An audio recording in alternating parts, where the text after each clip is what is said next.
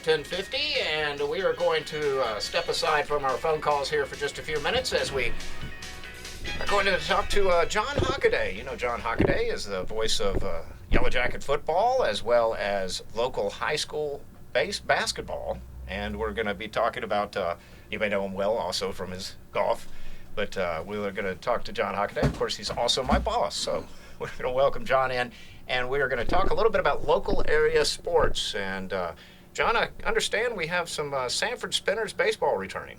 Yes, Sanford Spinners returning to Sanford this summer.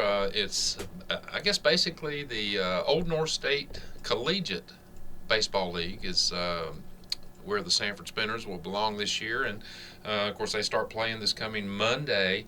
They'll be hosting the Fayetteville Shoots on Monday night at 7 o'clock. And, of course, WFJA, we will be broadcasting quite a few of the games for the Spinners this season. They'll play a 30-game schedule over about 45 days, so we're going to pack them in there in a hurry, and quite a few doubleheaders on the schedule, which we'll talk about in a little bit. But it is exciting. The Sanford Spinners, which played in Sanford, a semi-pro team back in the 30s, 40s, and 50s, and was doing a little research before we came on the air, and actually pulled up a roster from the 48 team. Oh, really?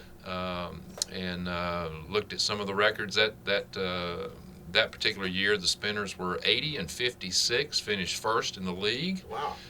And that's 136 ball games. Can you believe that? Wow, they played a lot of games. And but Zeb Harrington, who used to work out at Sanford Golf Club when I was growing up back in the 60s and 70s. Played left-handed, had a split grip where his hands were about 8 inches apart, but Zeb was one of the managers of the Sanford Spinners back at that time, and they played in the Tobacco State League. Now, did you ever get a chance to go to a Spinners game? No, I'm not quite that old. We're quite old enough to get Yeah, they were about done when I was born, but it's listed as the owner, and this is a name some of the Sanford residents will remember. Louis Eisenhower was the owner of the Spinners, at least in 1948, as it was listed, and that's a name that was popular in the Sanford area back in that time. So, but it's been interesting to look back at some of the history of the Spinners. But this is going to be a little different. This is college baseball, is what we're going to see this coming summer, and I'm excited about it. It should be a very good quality of baseball. But these college players, they sign up for these teams, are placed on these teams. They stay with local residents. That will host these players during the season, which is a very short season. It's like I say, about 40 days that they're on it, and on it heavy. Their very first week, they play a single game on Monday, a doubleheader Tuesday, a doubleheader Wednesday. I mean, that's how the season starts, and it spreads out a little bit after that. But it's a busy schedule, and it's going to be a lot of baseball, and I know there's a lot of old-timers here in this Sanford area that do remember the Sanford Spinners name, and already a lot of interest in people wanting to come watch and see what it's going to be like. I think it's going to be awesome. And people today who may not be old enough to remember the Spinners, but they do know the mural downtown. Yeah, there's a mural right there on Horner Boulevard, I guess at the corner of Horner and Wicker, and that's been there for a while, and I guess went up probably, 4 or 5 years ago maybe, and sort of a tribute to the Sanford Spinners of the olden days, and so now it's returning, and again, a lot of excitement about it, and it should be a lot of fun. But there's a 6-team league that the Spinners will compete in. I mentioned the Fayetteville Shoots, which is their first game. Team in Raleigh, which is the Oak City Gliders. That'll be in Raleigh. I don't know where we're playing in Fayetteville and Raleigh yet, but I do know we'll be playing at Southern Lee when they play at home. Well, I looked up when I first heard this. The Raleigh team's playing at Optimus Park. Oh, okay, good. And I didn't play baseball at Optimus Park, but I played Little League basketball at Optimus Park. So all right. It's kind of in the North Raleigh area, not too far from North Hills Mall. All right, so we've got Sanford, Fayetteville, Raleigh. We've got a team, I guess, just outside Burlington, the Swepsonville Sweepers. I love some of these names. Yes. We've got a team in Shallotte, the Brunswick Surf and Turfs. and gosh, who is the Deep River Mud Dogs, which is out of Ramseur. Out of Ramseur. So those are the 6 teams that include the Spinners that will be in this division of the Old North State League. There's also one, I guess, in the western part of the state. I don't know anything about playoffs at this point, if there even are playoffs. I know the window of games is very small because these guys going back to school in the fall, so it's a busy schedule for them this summer as well. But when I was looking back, John, this was so neat. In fact, has sort of a bio of the 48 Spinners team and roster. Shows that they averaged nearly 500 per game in attendance. They brought in 29,000 people for their home games during the 1948 season. And where did they play? If I'm not mistaken, they were playing over at Temple Ballpark, but I may be wrong. But that was what I understood. In the playoffs, the Sanford Spinners beat the Smithfield Selma Leafs 4-1 in the first round, and they lost that year to the Red Springs Red Robins 4-1 in the finals. So they won their league, but lost in the championship finals. So, but yeah, 80 wins, 56 losses, 136 games for that season. So a lot of baseball. We won't see that many, but we'll see some good baseball this summer. Well, it'll feel like that many as compact as the schedule is. Yes. Yes. WFJA is going to broadcast 15 of the 30 games this season. We were hoping to do the 15 home games, but with some of the shows that we have, like our golf show on Monday nights, we had a few conflicts. So we're going to end up doing 9 home games and 6 road. And in fact, that may have just changed yesterday because we understand that the games on the 23rd have been moved. So it's going to be a constant in motion schedule, I'm sure, and particularly once we start throwing weather into the mix and games get rescheduled. But it's going to be interesting. We got lucky, I think, with the schedule. Next week, of course, they play on Monday and Tuesday. We will broadcast the doubleheader on Wednesday night. So basically, we have baseball, high school baseball, Tuesday night, Southern Lee County. We've got Wednesday night doubleheader with the Sanford Spinners. We'll have baseball again on Friday night with Lee County and Southern Lee as they finish up their regular season. They'll start the playoffs the following week, we hope. And, of course, our broadcast for the Spinners, fortunately, did not conflict with any playoff dates. So right now, everything on the schedule looks good. We will be keeping the schedule for the Spinners, their complete schedule, on our website. Where people can go to it and check out the schedule. We've also got all the games that we will broadcast highlighted or bolded so that there is a difference in what you look at, and you'll be able to know which games that will be carried on WFJA. And plus, we'll keep the league schedule, the league standings, anything of interest like that for Spinners fans, and we certainly think that there will be fans that get behind this team and follow them. And the road games are not that far away to make some trips, and we certainly encourage people to follow the Spinners. And of course, we hope that those that can't can listen to our broadcast. Austin Thomas, who's been doing our baseball for high school sports the last couple of years, will handle all the Spinners games, and I know he's excited, looking forward to it. He's going to be watching a lot of baseball over the next couple of weeks. Oh gosh, he's finishing up high school and trying to get to the playoffs, which, by the way, just so our listeners will know, they're getting in the short rows. They've got the rest of this week, which Southern Lee has a doubleheader scheduled for tomorrow. If graduation goes off as scheduled tonight and it does not rain out, they'll play at 1 o'clock and 4 o'clock tomorrow. Harnett Central coming to Southern Lee. We'll carry both of those games on WFJA tomorrow afternoon.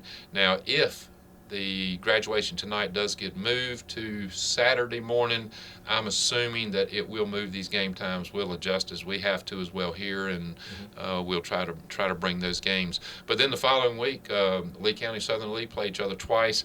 It could well be that the results of those games will determine one of those two teams. We hope will get the second spot right now, the way it looks in the conference. Union Pines right now leading, but things can change. and everybody's got either 3 or 4 games left.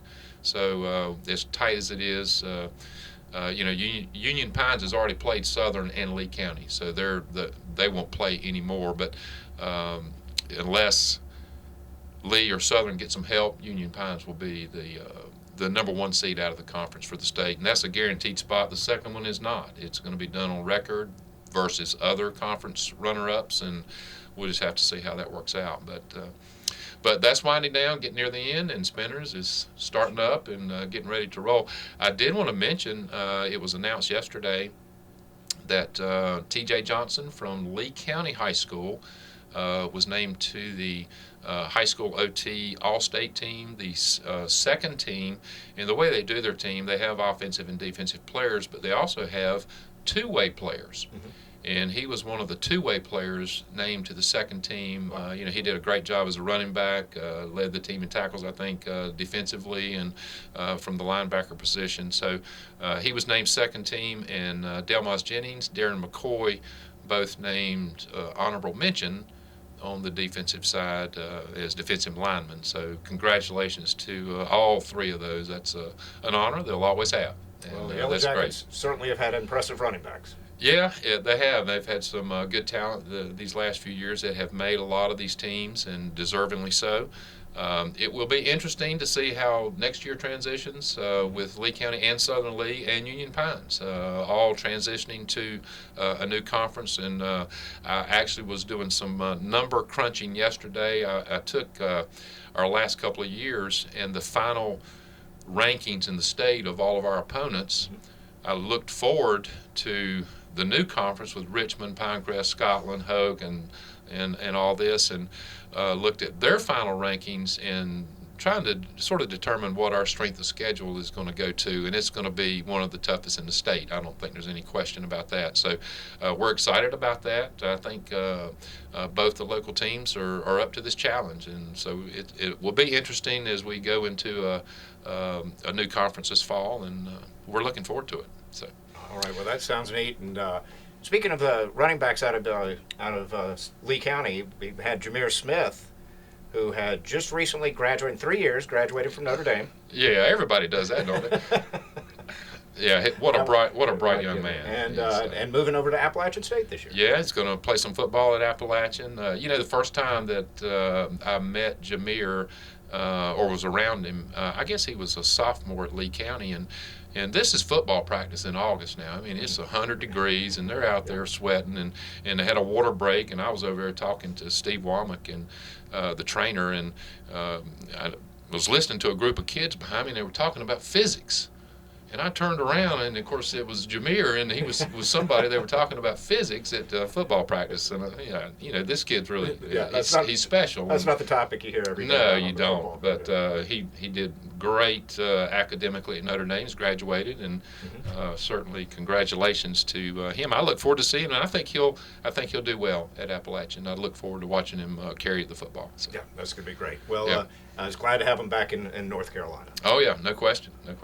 Well, I looked up Spinners, and I guess just to let people know that their mascot is a spider. Yes, I first saw that and I said, okay, how does this work? Oh well, I guess they do spin webs, so that's where that comes from. And I guess the original name probably goes back to the textile. Yeah, and that was where the spider threw me a little bit. But that is the logo. It's actually a pretty neat logo. Yeah. Got some red and black in it, or orange. Is there orange? Yeah, their colors are for people who want to dress appropriately for the games. The colors are orange, Columbia, navy, and black. I'm not sure what Columbia is, but I will look it up and pass it along. But orange, Columbia. Is there some light navy, blue in there? black. Is there? I think that's what Columbia. Columbia may be. I will search it and find out. Yes, but yeah, it's a pretty neat logo, and I'm, and those are the things that we're still learning right now as far as, concessions and merchandise, and how all this is going to work. It is our understanding that the Old North State League will handle the food and concessions at the events, and we've heard anything from.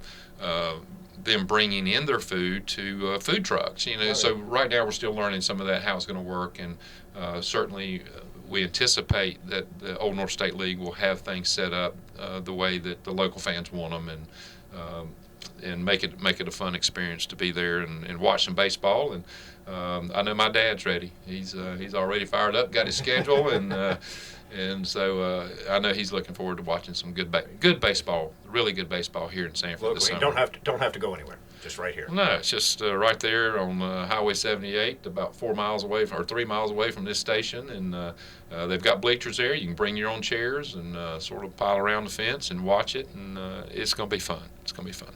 Well, that sounds great. Now, Columbia we would refer to that as Carolina Blue around here. Okay, that's for some reason I was thinking Union Pines or somebody who is a Carolina Blue color used that particular color, Columbia. Okay. So that's why I was thinking it was. But all right. Well, anything else that you have on your plate that you wanted to discuss? I think I about got it all. Well, let me ask you one question. I know many of our listeners probably know, but some may not. But you are a Duke fan, and what do you think about the announcement this week? Well, I was sitting in my office, and Chris Morris was in his, and a lot of times when breaking news comes over, I'll hear Chris, "Oh my word!" And he got up and he started walking in. And he said, "Are you sitting down?"